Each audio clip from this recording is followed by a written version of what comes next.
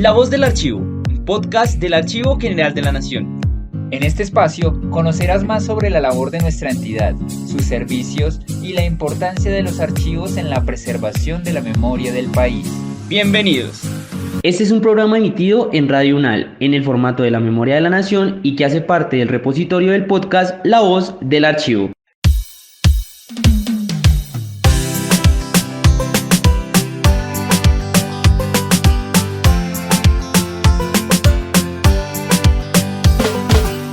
Bienvenidas y bienvenidos a la Memoria de la Nación, un espacio lleno de historia, archivos y memoria. Gracias por acompañarnos cada semana en un nuevo programa. Quiero saludar a mi compañero Kevin Hernández. Hola Mario y hola a todas las personas que una vez más nos acompañan en nuestro programa. Les queremos contar que nos vamos a centrar en los ritmos candentes de la champeta, pero no para bailar, sino para entender cómo este género, nacido en los barrios marginales de Cartagena, se ha transformado en un grito de resistencia contra el racismo, la exclusión y las falsas promesas del multiculturalismo. ¿Por qué en un concierto de champeta en la Plaza de Toros desató la furia de las élites? ¿Cómo los picós rompen el silencio impuesto por la geografía racial de Cartagena? Hoy no solo hablamos de música, hablamos de justicia, de identidad y de esos cuerpos que al bailar desafían a todo un sistema. Para ello nos acompaña Marcelo Cabarcas Ortega, doctor en lenguas y literaturas hispánicas, especialista en estudios afrolatinoamericanos, estudios del Caribe y estudios culturales, maestro en lenguas y literaturas hispánicas, maestro en literatura caribeña y latinoamericana y profesional en lingüística y literatura. Bienvenido, profesor Marcelo. Hola Mario, muchas gracias. Gracias Kevin y bueno, gracias a las personas que nos están escuchando el día de hoy. Bueno, profesor Marcelo, pues muchas gracias nuevamente por acompañarnos y para iniciar con esta entrevista yo quisiera preguntarle cómo fue el origen de la champeta y su conexión con la resistencia afrocolombiana, ya que pues la champeta es un sonido muy conocido allá en la costa. Bueno, te cuento, la champeta surgió en los barrios mayormente habitados por personas afrodescendientes y marginales de la Cartagena de los años 60-80. Es un proceso de varias décadas que lleva a la consolidación de este ritmo que mezcla algunos ritmos tradicionales afrocolombianos como el bullerengue, el mapalé, la yalupa, el sambapalo, con músicas africanas y caribeñas de eso que podríamos llamar el Atlántico Negro, como por ejemplo el soukous, el high life, el yuyu. La música champeta no solo permitió afirmar una identidad negra en un contexto de negación y de segregación racial, sino que también con el paso del tiempo ha venido a convertirse en una forma de resistencia cultural contra el racismo estructural. Eso se debe a las connotaciones sociales y culturales del ritmo, nacido principalmente en barrios de corte marginal, en barrios con una gran presencia afrodescendiente, con una fuerte impronta de la herencia del palenque de San Basilio, pero al mismo tiempo un género que se combina con ritmos contemporáneos para producir una interesante muestra de identidad, de música, de reafirmación identitaria y cultural y de reivindicación del cuerpo negro en un escenario como el Caribe colombiano. Bueno, me gustaría que nos contara un poco sobre qué son los picós y por qué son fundamentales para la difusión y la cultura de la champeta. Bueno, ante todo un picó es un sistema de sonido, un enorme sistema de sonido operado por un conjunto de técnicos, DJs, MCs que difunden la champeta en fiestas callejeras originalmente, pero que con el tiempo han ganado un mercado donde se hacen conciertos, los llamados toques, guardan una similitud con los llamados sound systems de Jamaica y bueno, estos enormes sistemas de sonido que se han convertido en plataformas que también funcionan en línea, en negocios y empresas culturales también muy sobresalientes, son fundamentales porque se han convertido en espacios de socialización. Y no solo de socialización, sino de construcción de identidad. No solo para jóvenes afrodescendientes en una situación marginal, sino también para diferentes audiencias dentro de los sectores populares de Cartagena.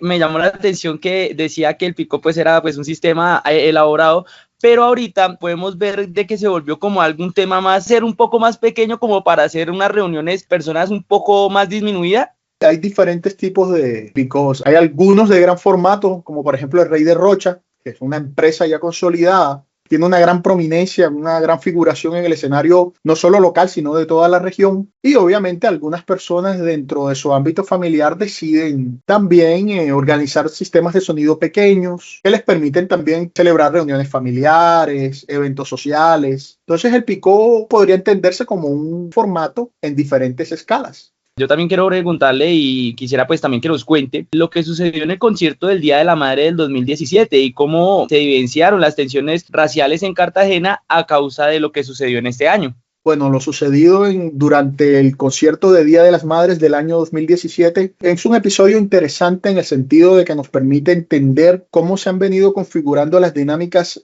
tanto de reafirmación identitaria a través de la champeta como las maneras en que operan los agentes del racismo estructural en un contexto como el cartagenero. El Día de la Madre del año 2017 se realizó un concierto, celebración del Día de las Madres en la Plaza de Toros de Cartagena. Es un espacio tradicional. Durante mucho tiempo, actualmente ya no es así, pero durante mucho tiempo fue un espacio reservado para el uso de ciertas élites socioculturales en la ciudad. Durante ese concierto hubo unos altercados que obligaron a la policía a intervenir. Semanas posteriores al evento, esa polémica se mantuvo viva. De hecho, podemos encontrar rastros de esa polémica en una nota de un periódico como El Colombiano, nota del 15 de mayo de 2017, hablando de los desórdenes que se habían presentado en la plaza durante ese concierto. Tenemos, por ejemplo, notas periodísticas, una nota del 21 de mayo de dicho año, una noticia de Rubén Darío Álvarez, donde cantautores representativos del género, como por ejemplo el palenquero Viviano Torres, hablaban de cómo la discusión sobre los altercados de esa fecha de alguna manera evidenciaban todo lo que está sucediendo en torno al fenómeno champeta. Por un lado,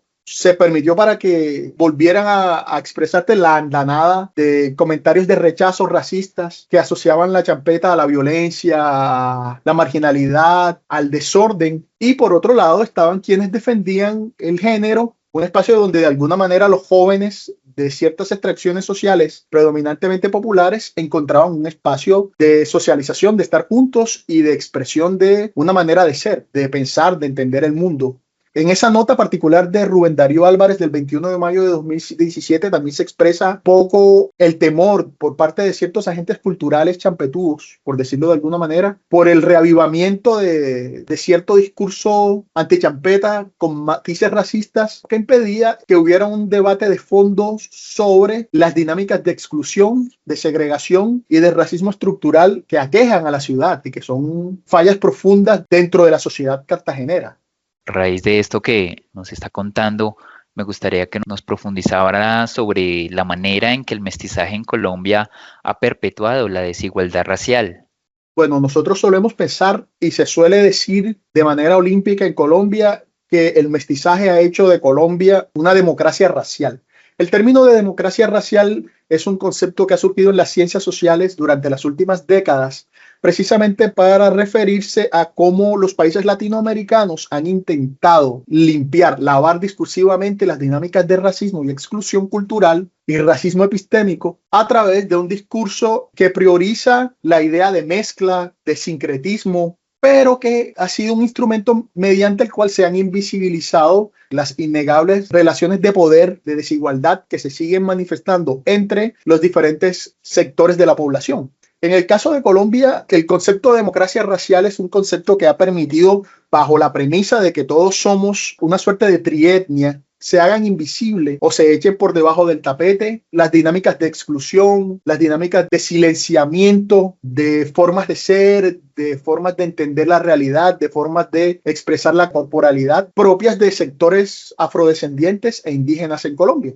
Bueno, profesor, al momento de ver la champeta encontramos que está un poco estigmatizada por las élites, pero entonces es apropiada por la industria turística. ¿Aquí qué contradicciones surgen a raíz de esto? Es curioso lo que pasa en Cartagena. A pesar de los grandes avances que ha habido en términos de aceptación, de difusión, de crecimiento del mercado cultural champetudo en general, no solo en Cartagena, sino en el Caribe, inclusive en Colombia, la champeta sigue siendo un género musical estigmatizado y en muchos casos criminalizado, especialmente cuando es la champeta que se consume, que se produce, que circula en los contextos de los barrios más humildes. Se han presentado escenarios de interrupción, acoso policial. Generalmente hay un discurso virulentamente racista en el cual la champeta se estigmatiza como un ritmo negro que promueve el desorden, la delincuencia. De hecho, el término champetúo, que con el tiempo se ha convertido en el término que define el género, es un término que nace precisamente de las asociaciones que tiene la música con la idea de delincuencia. Champeta, para ustedes, Kevin y Mario, y para el público, es básicamente el cuchillo con el cual el carnicero trabajaba. Se solía pensar, como todavía lamentablemente se sigue pensando,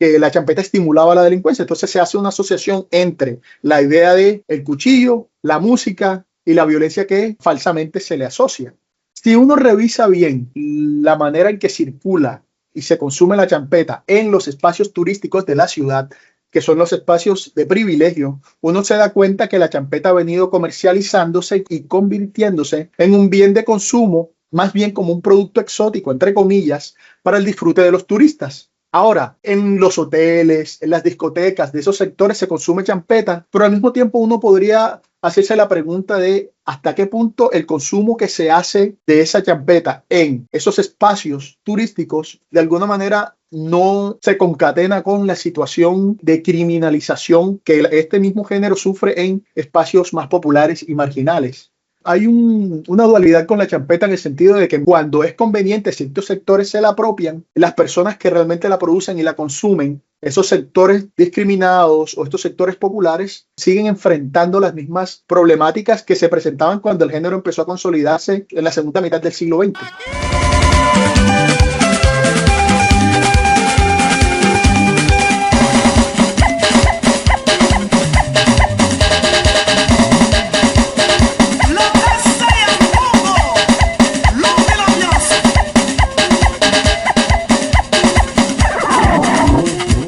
Interesante todo este contexto que nos da sobre estas paradojas que se dan alrededor de la champeta. Y bueno, me gustaría que habláramos un poco sobre la manera en que influyó la Constitución de 1991 en el reconocimiento de la champeta como expresión cultural afrodescendiente. Se ha vuelto común repetir que la Constitución del 91 fue la Constitución que de alguna manera permitió a Colombia reconocerse a sí misma como un Estado multicultural, pluriétnico, multilingüístico, y de cierta manera la Constitución del 91 en efecto abre la puerta al reconocimiento legal de expresiones culturales que antes, uno podría decirlo de la siguiente manera, que antes volaban por debajo del radar de los presupuestos, de las políticas culturales, de las políticas de las instituciones, pero que hoy en día han venido ganando un reconocimiento. En efecto, la champeta ha venido creciendo y no solo como género que ha sido influido por estas políticas multiculturales, sino también porque ha crecido de alguna manera como industria cultural. Sin embargo, si uno revisa problemáticas sociales no solo de la ciudad de Cartagena, sino de los sectores que originalmente producen y consumen champeta en todo el Caribe colombiano, nos damos cuenta que este reconocimiento sigue siendo lamentablemente un reconocimiento más simbólico que material. ¿Por qué se considera que las políticas multiculturales colombianas no abordan la desigualdad material de las comunidades, en este caso las comunidades negras? Bueno, este análisis que yo hago se da en el marco de un artículo que yo publiqué en el año 2022 sobre las falencias de las llamadas políticas de identidad a la hora de expresarse a sí mismas a través de logros materialmente más tangibles. En el caso de la champeta, por ejemplo, uno puede darse cuenta de que ha habido un avance enorme en el reconocimiento de derechos culturales, ¿cierto? No solo a nivel local, regional o nacional. Ha habido un reconocimiento en efecto grande de los derechos culturales de las poblaciones, de los grupos étnicos, por decirlo de alguna manera. Pero generalmente se entienden estos avances y estos reconocimientos en términos de identidad, en términos de herencia y patrimonio cultural, sin que en efecto se acompañen estos reconocimientos legales y estos reconocimientos de los derechos culturales sin que se acompañen de algunas políticas efectivas desde el punto de vista de lo social, de lo económico. Es decir, medidas que a la vez que reconocen el patrimonio, combatan la pobreza estructural, la exclusión socioeconómica, que sigue afectando de manera muy tangible a las comunidades afrocolombianas, no solo en Cartagena, no solo en el Caribe colombiano, sino a nivel nacional.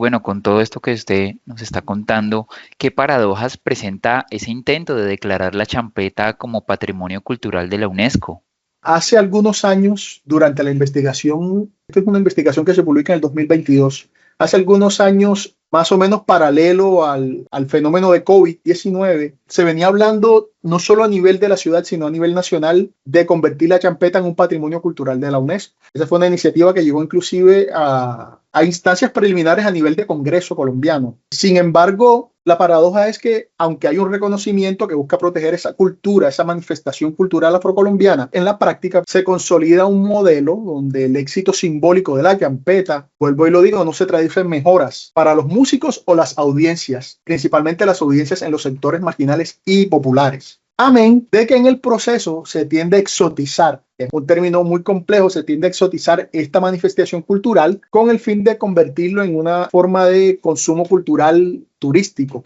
Lo que estoy tratando de decir es que mientras se piensa en la champeta como un género que vale la pena reivindicar, se sigue dejando de lado que la identidad, y es un poco la conclusión de mi artículo, la identidad no basta para medir el desarrollo social y humano de una comunidad, sino que también hay aspectos tangibles de la vida material de las comunidades, de su empoderamiento socioeconómico, cultural, que de alguna manera se dejan de lado porque hay un énfasis demasiado excesivo en cuáles son las formas musicales, folclóricas, tradicionales, mediante las cuales estas culturas se expresan. Esto genera una problemática adicional en el sentido de que también se hacen superficial ciertos aspectos reivindicatorios que van dentro de esta música que tienen que ver con la queja por las desigualdades económicas y se refuerza ese estereotipo de que las personas de origen afrodescendiente son personas que solamente se preocupan por bailar, son personas que solamente producen cultura en un estado corporal, exótico. Entonces yo pienso que el éxito de la champeta hay que medirlo contraponiéndolo a algunos desafíos que aún se presentan en términos del empoderamiento social de las comunidades que lo producen, lo cual es una manera también de reflexionar un poco no solo del fenómeno local, sino de cómo eso se viene manifestando a nivel nacional. Bueno, profesor Marcelo, y yo quiero llegar al punto de cómo ha sido comercializada pues la champeta y qué grupos se benefician económicamente hablando pues de ella. La champeta ha venido creciendo mucho. La champeta actualmente tiene un público muy amplio que va desde los cartageneros que la consumen hasta personas que vienen de otras partes y de alguna manera disfrutan el ritmo aquí. Ha habido festivales y no solamente ha crecido este movimiento de los conciertos y toques de picó, sino que la champeta también es un ritmo que ha crecido en redes, en plataformas de streaming. Entonces es un ritmo que actualmente circula como cualquier otro ritmo a través de herramientas que son, digámosla de alguna manera, vernáculas a nivel local, pero que también circulan a nivel digital. Y ese ha sido uno de los éxitos más grandes que ha tenido la industria champetúa, ¿cierto? La capacidad de adaptarse a los desafíos que estas nuevas economías digitales le plantean al productor y al músico de champeta.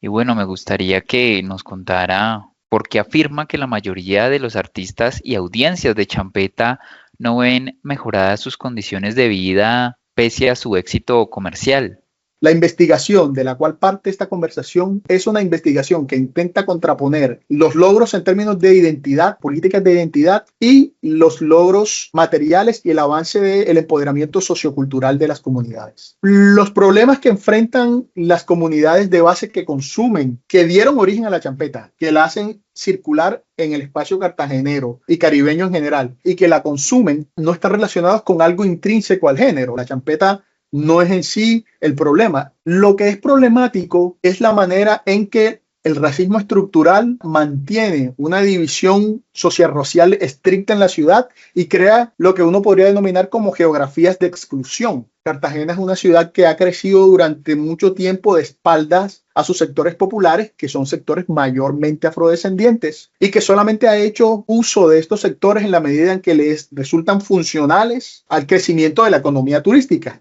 El sector turístico y la economía y la sociedad cartagenera en general todavía está en mora de generar dinámicas que sean más inclusivas de esos sectores. Eso se puede palpar con el siguiente caso. Durante el escenario de COVID para el año 2021, y eso se puede ver en nota del Universal de 2 de septiembre de 2021, se estaba desarrollando en la ciudad un debate álgido, por cierto, acerca de cómo iban a invertirse los fondos para el manejo y mantenimiento del patrimonio en Cartagena. algunos sectores estaban preocupados no solo por cómo y dónde se iban a invertir esos fondos, sino que también estaban preocupados porque en ese momento los 2.000 millones de pesos que se iban a invertir no eran tal vez suficientes para abarcar la totalidad de las necesidades de mantenimiento de dicho patrimonio. Sin embargo, paralelo a esa discusión de cómo se iban a mantener las murallas, baluartes, playas que de alguna manera mantienen funcionando el núcleo de la economía turística de la ciudad, los indicadores sociales en los sectores marginales y populares, que de alguna manera son la fuerza de trabajo del sector turístico y de alguna manera los creadores y generadores y agentes circuladores de la champeta, estaban sumidos en una crisis, mientras que se está peleando o se debatía por cuánto dinero y si era suficiente o no se iba a invertir en las murallas. Enormes sectores de la población, no solo en la cabecera distrital, sino en los sectores de los corregimientos que tienen indicadores sociales por el suelo en términos de acceso a servicios como alcantarillado, agua potable, acceso a transporte, condiciones de educación. Pero parece que esas discusiones hubieran quedado de lado, a pesar de que eran la crisis acuciante del momento, porque son dejados de lado por una agenda de administración o manejo de la ciudad que está más interesada en la ciudad que se puede mostrar al visitante para mantener una industria turística viva. Pienso yo que el caso de ese debate y de cómo se prioriza una cosa sobre la otra nos muestra que en Cartagena todavía, a pesar del crecimiento de champeta como expresión de identidad, no hemos podido materializar esos avances en condiciones de vida más dignas para la mayoría. Bueno, ya vamos llegando al final de este episodio del día de hoy. Y ya para finalizar, me gustaría que nos contara qué es lo que se propone para superar las limitaciones del multiculturalismo liberal en Colombia en relación con la justicia económica y cultural. Como te iba comentando, Mario, esta conversación surge de una investigación que intentaba determinar cuál era la relación, así fuese paradójica, entre el crecimiento de las expresiones identitarias dentro de las políticas de identidad y el empoderamiento socioeconómico. Es una problemática que se está presentando a nivel global, no es solamente el caso colombiano. Mientras que la cultura producida por ciertos sectores socialmente marginados encuentra canales de difusión abundantes a través de plataformas, a través de espacios digitales, las comunidades que los producen siguen manifestando bajos niveles de vida en relación con aquellas personas y aquellos sectores que se apropian de esa música. ¿De qué le sirve a una persona pobre en un barrio de Cartagena ser reconocido y alabado a través de una expresión musical que surge en su contexto cultural si para esa misma persona, si no hay un mejoramiento tangible de la forma en que vive? En el caso no solo colombiano, sino en el caso global, nos reunimos un grupo de expertos y estuvimos discutiendo sobre esos temas, y lo que se propone es, nosotros no somos políticos, nosotros no somos economistas, pero lo que se propone es que hay que integrar estas políticas de reconocimiento con políticas de redistribución económica, mejoramiento de las condiciones de vida, y que el multiculturalismo no se convierta en la promesa estéril de la reivindicación casi que folclórica de ciertas manifestaciones culturales, sino que el multiculturalismo, como él mismo promete, cree las condiciones para proteger expresiones culturales, el patrimonio, y que de alguna manera permita que las comunidades, principalmente las comunidades, desarrollen las herramientas para luchar activamente contra las desigualdades materiales, económicas, problemas de discriminación y racismo que las afectan directamente, como es el caso de las comunidades afrodescendientes en Colombia, en Cartagena y en el Caribe colombiano. Bueno, profesor Marcelo, pues muy interesante toda esta conversación que hemos tenido el día de hoy, pues con ocasión precisamente de la conmemoración del Día de la Afrocolombianidad. No me queda nada más que agradecerle por aceptar la invitación del Archivo General de la Nación. Gracias, Mario, gracias de nuevo, Kevin, gracias a las personas que nos han escuchado. Correcto, profesor. Y bueno, de esta manera llegamos al final de este episodio en la Memoria de la Nación, un programa realizado por el Archivo General de la Nación y transmitido a través de Radio UNAL. De nuevo, muchas gracias al profesor Marcelo y gracias a las personas que una vez más nos acompañaron. Nos escuchamos en un nuevo episodio. Hasta pronto.